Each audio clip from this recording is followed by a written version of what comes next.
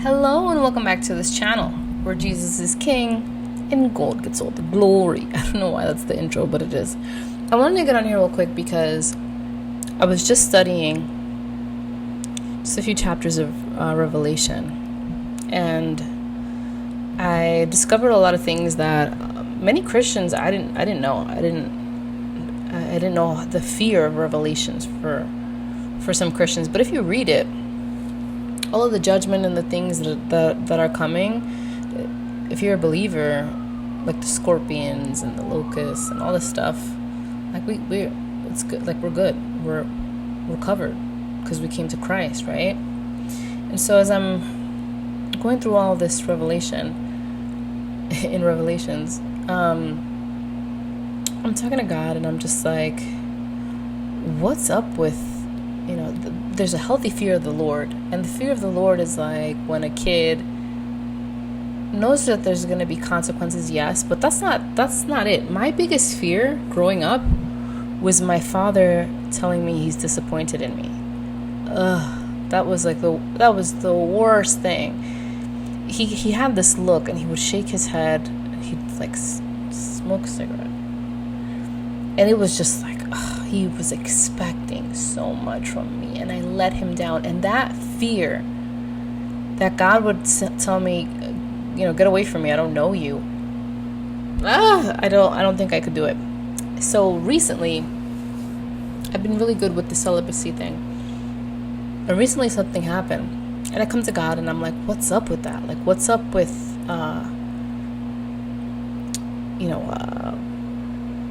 the sin that keeps coming up and all this stuff, and what's up with rejection? Why is it that I have to experience so much rejection? And all of a sudden it was so clear. He says, if they rejected you, remember they rejected me first. Now, for a very long time,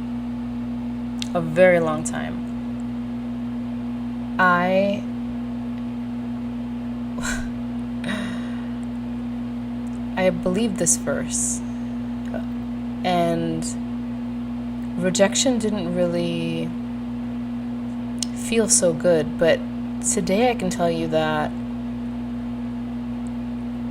it's different, and God is so good. I can't even, at another time, so it happened twice. It happened in two ways. It happened with a friend, and it happened, like I said, with a love interest. And what shook me wasn't necessarily the sadness. It was the realization, right? The revelation of the truth that you love these people in a way that they don't love you, and that I was so gung-ho. Like I was like, no, I go up to bat for them. I go above and beyond for them. Like, it's just who I am. And it was just, he woke me up in the middle of the night and he was like, actually, they're screwing you. And not in a good way. And I was like, oh, wow, well, that's a thing. And last night, so this person rejected me, or rejected the love I was offering, because it's not even me. Like we can't take it personally. They reject the love that you're offering. So my friend rejected the love I was, or first thing, it wasn't reciprocal. When love isn't reciprocal, it's like a rejection. It really is. With my friend and this business thing, and God was, you can't serve two masters. We got through it. I was like, yeah, I get it. So it didn't hurt as bad as it would have at another time, because she's not a Christian, so it's fine. But it didn't hurt. And then yesterday there was more rejection because I was telling a friend, I'm like, I've done all this healing.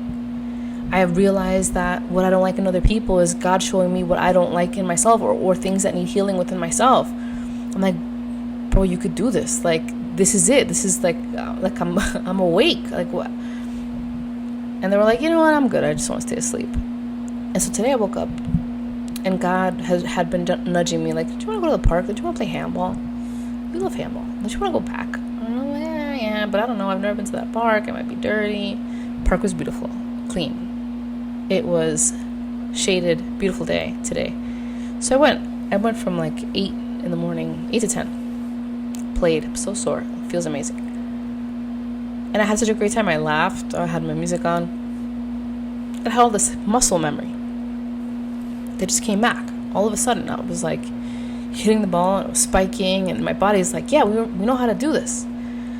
But there was a moment where my back locked up on me. Like all the muscles in my back all of a sudden got super tense at the same time. Boom! And it took like the wind out of me. I was like, oh. So I leaned against the wall and I put my shoulders against the wall and I turned my back. And I felt everything like stretch. And then I did on the other side. And then when I went like this and I stretched, all of a sudden my muscles relaxed. And it's the same pain. And then I was playing and it was fine. And it was loose. And I felt loose. And I felt like, oh yeah, this is a pain that I understand, because tomorrow I'm probably not going to be able to cough or sneeze, God forbid. But I understand this pain. My muscles are like, yeah, no, this is cool. We need this. We need to stretch. There's probably a bunch of lactic acid back there that needed to. And it's the same with the heart. There's like an exercise that happens when you love someone deeply, and maybe expectations aren't met or you're rejected or whatever. But when you're with God, when you're going through love with God, loving people like God loved them, not expecting something in return, but feeling the awareness or the understanding that not everyone is ready to be loved by someone like you. People don't recognize it. When you have the love of God to offer, imagine, they rejected him first, so of course they're going to reject you. If the love of God is in you, if you're like, bro, you can heal, or hey friend, you can rise above, you don't have to be part of this rat race that you hate so much.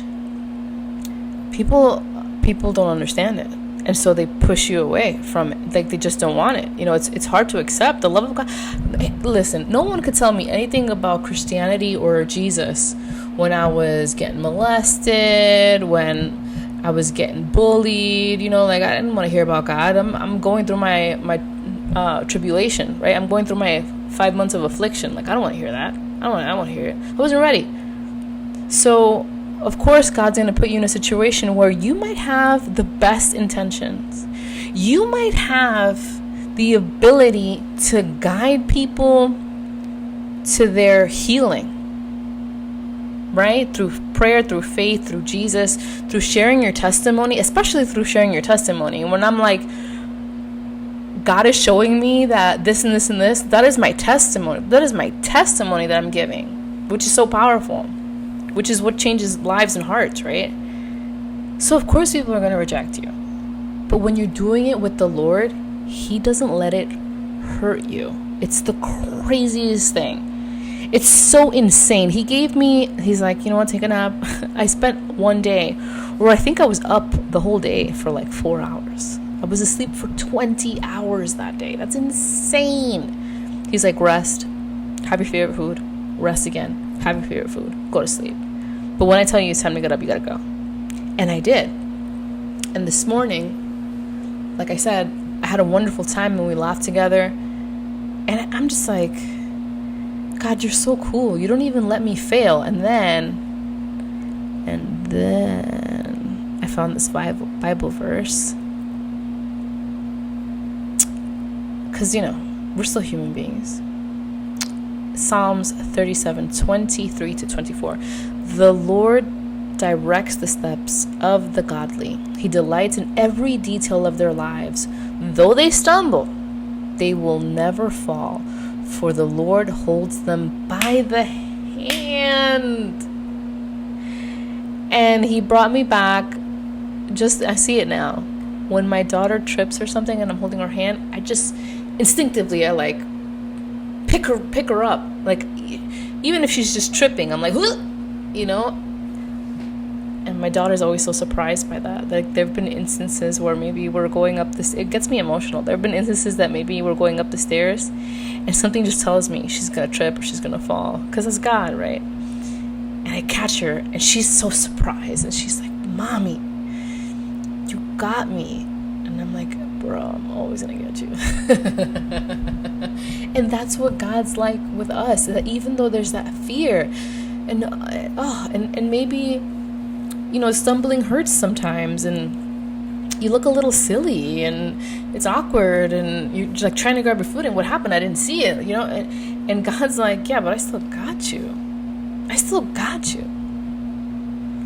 Even if you fall, even if you sin, even if you take a left turn, I still got you. I'm still directing your steps. What do you have to do? You have to love like I love, not to get something.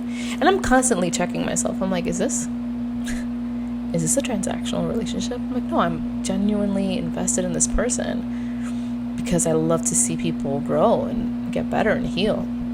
And I think that's what God wanted to do. I don't think he was on this earth, just to show these miracles and stuff. I think he was genuinely invested in people and showing us, right? Not only was he invested in the people that he came to save, but he was invested in the people that were witnessing.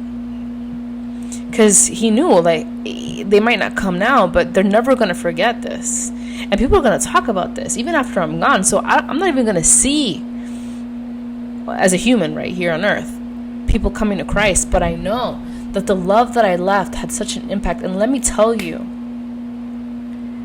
some people, blessed are those who believe and have not seen, or basically that we didn't walk with Jesus and we believe Jesus. Blessed are those, because when you love and you leave an impact on people's lives and that love is gone, sometimes that's when people's eyes open up